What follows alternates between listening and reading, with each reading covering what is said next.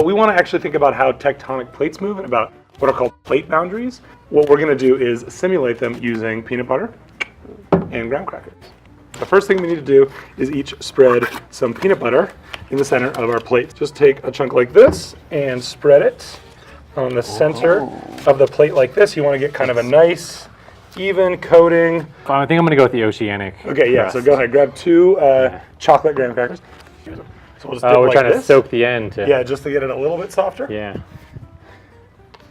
And what this does is helps to soften the graham cracker so that we get sort of a nice crumpling, but also it mimics the heat that you get from a convergent plate boundary. Okay. So at this point, those things should be soggy enough. Go ahead and pretty soggy. push. See if we can see it. See if we can get the full effect here. Oh yeah, it's kind of smushing. Oh yeah, just go for Crumbling up. Just go for it. All right, Nate, can we actually stop right there? That's beautiful. All right. All right, so what Nate has done, as you can see, is made a little graham cracker, a soaked graham cracker, mountain range. What we're going to be doing is taking a couple of old ties and turning them into one of these double ties. Okay, so the first thing you're going to do is take them both, make sure they're the same length. Right. Okay, and then you just want to figure out where it would hit on you if you were to wear it. So once you figure out about where you want it, you're going to keep your fingers right where the knot would be. And then that's where you're going to cross them over. And you don't want to cross them like perpendicular cross. You want it more like an X. So you're going to fold one over the other, and then you're going to fold one back over the other. And then again. And there's your first crossover. So once you get to the top, you're going to make sure that's a nice tight corner. Keeping your thumb on all of those points to keep them nice and straight. You're going to flip these two over. You're just going to secure both of the ties with a little dot of glue. Wow. That's the proper thing to say. So that's what it's supposed to look like when it's finished. What the Makey Makey does is it allows us to create simple circuits and use those circuits to power buttons on the computer. Can we see it on here so everybody? Yeah, let's take a close-up look so you can see like That the basic look there is you've got the D-pad, the up, down, left, right, and then you've got a right click here, and you've got your space bar here. We're just going to be trying to make some circuits that connect. We'll make each of you guys a different button. Nate can be the left.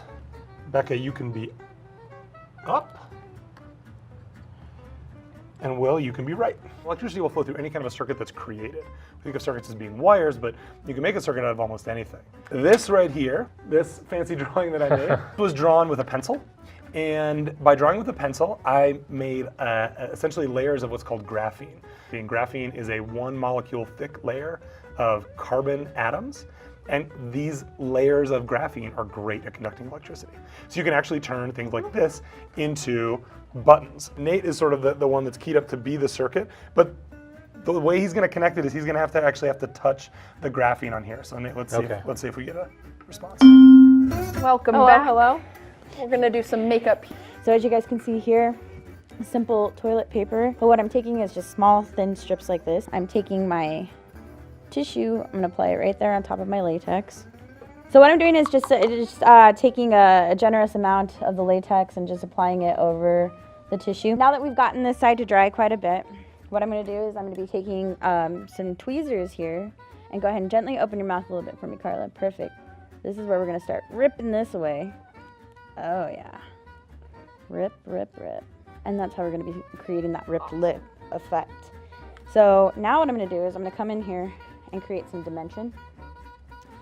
Coming in and darkening her through here. We're gonna bring on Miss Ari. She's our finished product zombie here.